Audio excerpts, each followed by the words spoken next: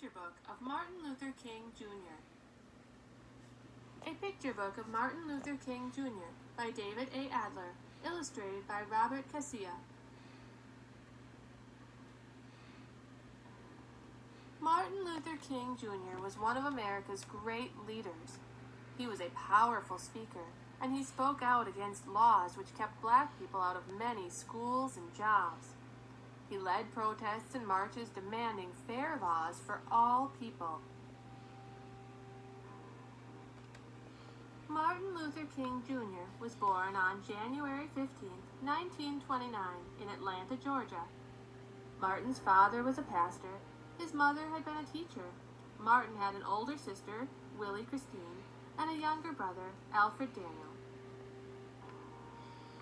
Young Martin liked to play baseball, football, and basketball.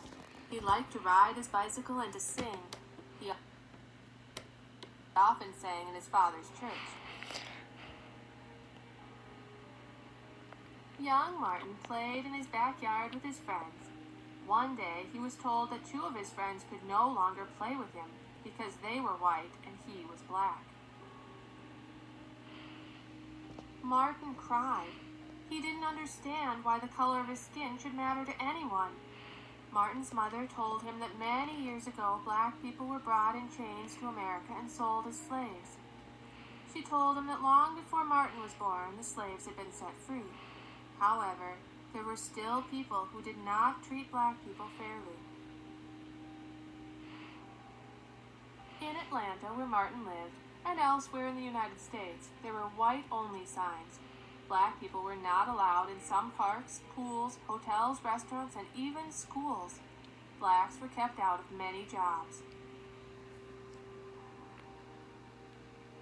Martin learned to read at home before he was old enough to start school. All through his childhood, he read books about black leaders. Martin was a good student. He finished high school 2 years early and was just 15 when he entered Morehouse College in Atlanta. At college, Martin decided to become a minister. After Martin was graduated from Morehouse, he studied for a doctorate at Boston University. While he was there, he met Coretta Scott. She was studying music. They fell in love and married. In 1954, Martin Luther King, Jr. began his first job as a pastor in Montgomery, Alabama. The next year, Rosa Parks, a black woman, was arrested in Montgomery for sitting in the white-only section of a bus. Dr. Martin Luther King, Jr. led a protest. Blacks throughout the city refused to ride the buses. Dr. King said, "There comes a time when people get tired of being kicked about."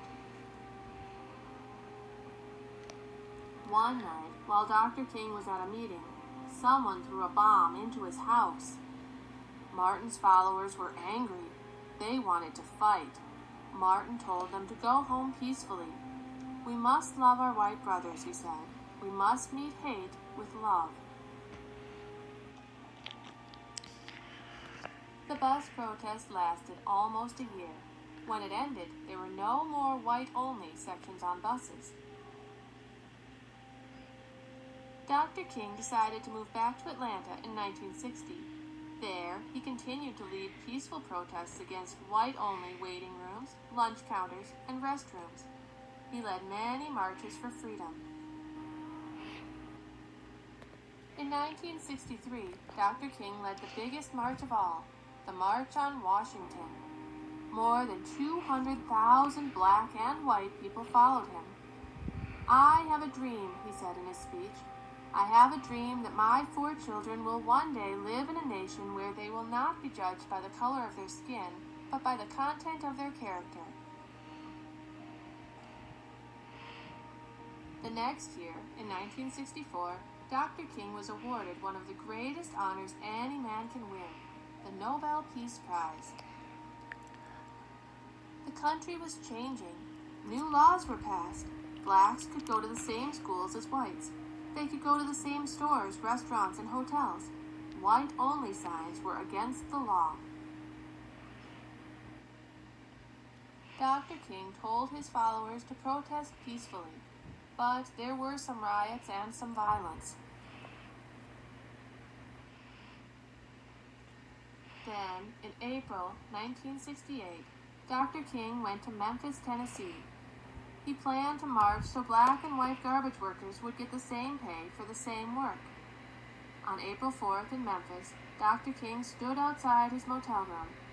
Another man, James Earl Ray, was hiding nearby. He pointed a rifle at Dr. King.